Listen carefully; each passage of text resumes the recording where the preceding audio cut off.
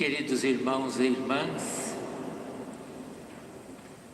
nós celebramos hoje a festa, a solenidade de Pentecostes e encerramos com a festa de hoje, com a solenidade de hoje, o tempo pascal, o tempo em que recordamos a ressurreição do Senhor, esses 50 dias. Lembrando um pouco mais, nós nos preparamos durante 6 semanas, o tempo da Quaresma, para celebrar o Tríduo Pascal e depois celebramos o Tríduo, a ressurreição do Senhor, e aí nós celebramos esses 50 dias de festa que a Igreja lembra sempre a ressurreição de nosso Senhor Jesus Cristo, a sua celebração ápice da Igreja, que é a Vigília da Páscoa. O Evangelho de hoje, ele é muito claro para cada um de nós e profundo na sua orientação para nós cristãos.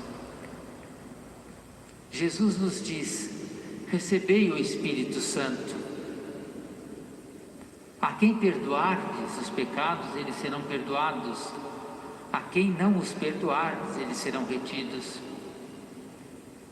Como o Pai me amou e me enviou, assim também eu vos amei e envio a cada um de vós, e vos envio cada um de vocês.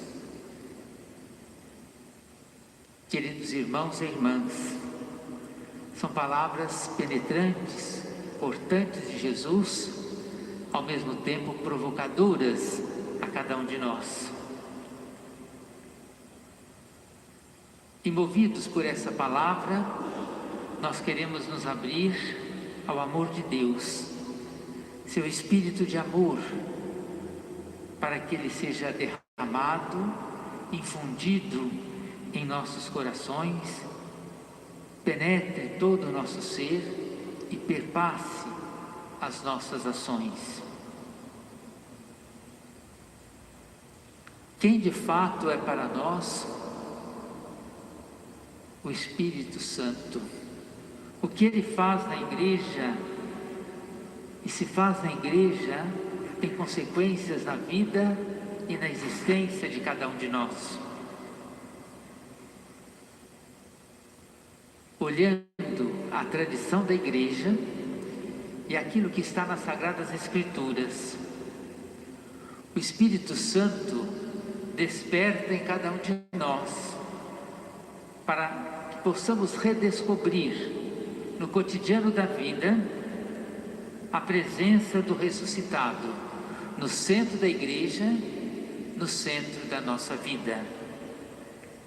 Porque Ele que vai, através de ser o centro da vida de cada um de nós, libertar-nos do medo, abrir as portas à misericórdia divina, atuar dentro de cada um de nós.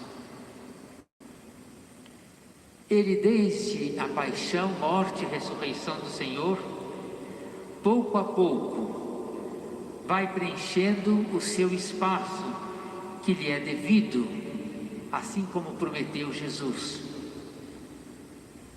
Na cruz, Jesus entrega o seu Espírito ao Pai, esse Espírito que procede do Pai e do Filho. Em suas aparições, o Espírito desperta aos discípulos a sua presença de ressuscitado, mas sobretudo arranca-lhes o medo da existência de cada um deles. A outros, esse Espírito faz arder o coração enquanto caminhavam e faz abrir os olhos ao partir do pão, lembrando o relato dos discípulos de Emaús. Também Jesus nos lembra que o Espírito Santo, ele é advogado, o Paráclito, o glorificador.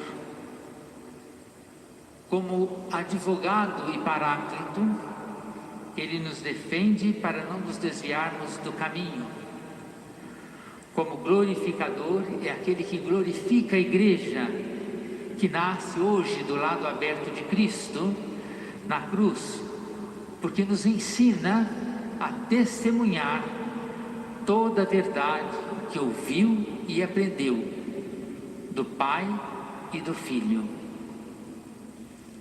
A leitura dos Atos dos Apóstolos, Espírito Santo, nos é apresentado como força de Deus, que se deixa revelar no fogo e no vento, luz que ilumina e transforma e faz tudo renascer a partir desse vento, desse fogo e dessa força divina. Olhando a palavra de Deus, nós vamos perceber que fogo e vento são sinais da presença de Deus, já lá no Monte Sinai, quando o amor generoso de Deus deu a Moisés a lei e constituiu Israel como povo eleito, como povo escolhido, e portanto cada um de nós herdeiros dessa eleição de Deus através de Moisés, que se perpetua até os dias de hoje em cada um de nós. Luz e fogo esteve presente na primeira aliança que Deus estabelece com seu povo. O fogo desce sobre os apóstolos, sobre os discípulos, e reparte em forma de línguas, permitindo cada um deles falar em outras línguas. Permite com isso estabelecer novas relações que suprimem o egoísmo,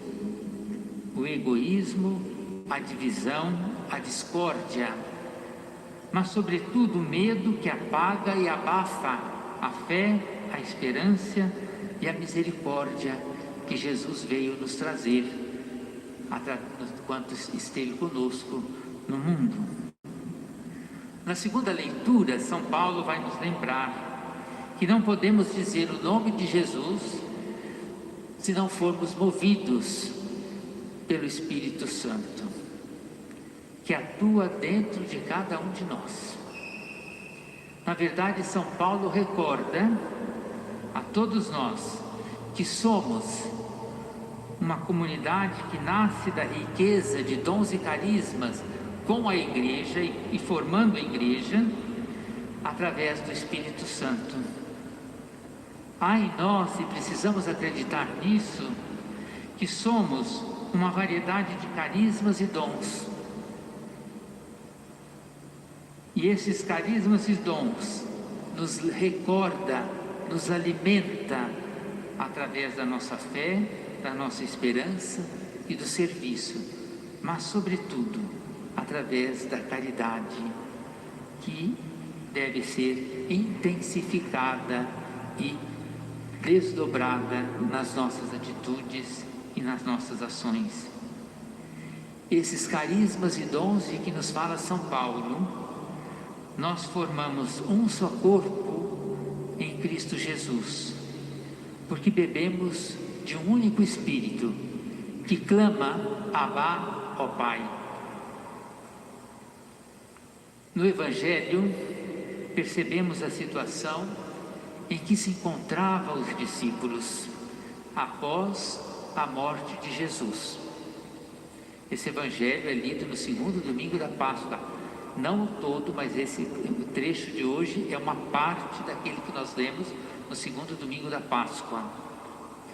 Num lugar, as portas fechadas e com medo, estavam, por assim dizer, desorientados, desiludidos, inseguros. Os discípulos perderam a sua referência.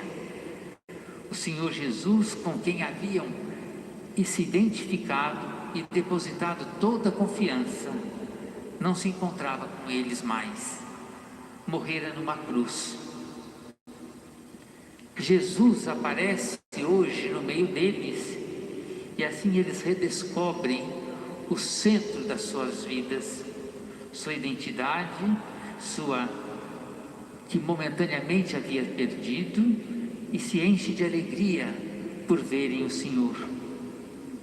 A presença do Mestre não somente enche de alegria os discípulos, a cada um de nós, os apóstolos e todos os seus seguidores, como principalmente nos dá o dom da vida, o dom da necessidade de permanecermos na presença de Jesus ressuscitado, relembrar suas atitudes e ensinamentos que levam a uma vida plena, ao serviço despretensioso, à misericórdia, à compaixão, mas sobretudo o amor até as últimas consequências. No início do Tríduo Pascal, o Evangelho que a gente lembra e lê e proclama, Jesus nos diz: sabendo da sua hora de passar deste mundo para o Pai, tendo amado os seus que estavam no mundo, ama até o fim. O Espírito Santo hoje vem recordar a cada um de nós que o amor é até as últimas consequências. Jesus diz a eles: a paz esteja convosco. Jesus transmite a esperança, fé, serenidade, que permite não só aos discípulos, mas todos os homens e mulheres de todos os tempos, a viver, a superar o medo, a insegurança que a ausência de Jesus pode trazer na vida de cada um de nós. E vivemos muito esse tempo no momento presente. Quantos de nós somos inseguros, frágeis na nossa fé? Por isso é necessário voltarmos a Jerusalém, a nossa Jerusalém, para ouvir de Jesus. Recebam o Espírito Santo. Ele é força, Ele é alento na caminhada de cada um de vocês, como também foi força e alento na minha caminhada para o retorno à casa do Pai. Jesus mostra aos discípulos as mãos e os lábios. Eles são sinais que recordam o seu amor, um amor fecundo, um amor generoso, até as últimas consequências. Nas mãos e nos lados reconhecem Jesus, que se torna referência viva e que continuará a derramar nos corações deles a sua presença santificadora, o amor cultivado, trabalhado na comunidade igreja, pelo serviço, pelo testemunho, pelo amor, doação do Pai, do Filho e do Espírito Santo por cada um de nós. Jesus sopra sobre os discípulos o Espírito Santo. Jesus repete a atitude do Pai, que soprou no homem de barro seu Espírito, comunicando vida e uma vida nova e vida renovada e transformada. Os apóstolos se transformam o dia que Jesus soprou sobre eles o Espírito Santo, e assim eles entendem a sua missão. Nós também, quando somos soprados pelo Espírito Santo, em nosso batismo, quando recebemos o Espírito Santo, também devemos ter essa vida renovada e transformada e assumir aquilo que é mandamento, aquilo que foi os ensinamentos de Jesus, que passou pelo mundo fazendo bem. O sopro do Pai possibilitou que um homem novo se tornasse um ser vivente. O sopro de Jesus sobre os discípulos os fez homens e mulheres novos, possuidores de uma vida em plenitude, em quem devemos fazer de nossas vidas um dom de amor, um dom de serviço, um dom de doação a toda humana criatura. A partir do Espírito Santo, Jesus confia aos seus discípulos, aos seus apóstolos, a cada um de nós, a missão: pregar a palavra, anunciar a palavra, mas sobretudo a conversão. Jamais conformar a palavra e a conversão às nossas conveniências, aos nossos interesses, mas sobretudo perceber que pregar o Evangelho, pregar a palavra, pregar a conversão, implica dizer: Senhor, quem sois vós e quem sou eu? Como diz São Francisco, vós o Altíssimo, eu um verme, para dizer a grandeza de Deus e a nossa pequenez. Então nós temos que nos colocar nessa atitude, nessa dinâmica que São Francisco se colocou na vida, para poder converter-se e viver da palavra de Deus. Jesus, ao ensinar os apóstolos a anunciar o Evangelho, a converter-se, Ele quer que a vida de cada um de nós seja uma vida vivida no amor, no serviço, na doação, na simplicidade, no lava-pés, todos os dias da nossa vida, porque nós somos portadores do Espírito de Deus e o seu santo modo de operar na vida e na nossa existência. Santo Agostinho nos diz assim: aquele a quem o Espírito Santo toca, o Espírito Santo muda. Eu diria assim: aquele a quem o Espírito Santo toca, o Espírito Santo transforma. No dia de Pentecostes, deveríamos nos perguntar: estamos dispostos que Ele venha e nos transforme? E transforme o quê? Nossa fé, nossa esperança, mas sobretudo nosso modo de servir, de perdoar, de ser irmão de toda criatura, de dialogar e aceitar a todos com um compromisso de amor, tal como nos ensinou este ano a campanha da fraternidade. Todos nós somos irmãos, nos disse o Papa Francisco. Perguntemos a nós mesmos: nós temos sede ou medo do Espírito Santo?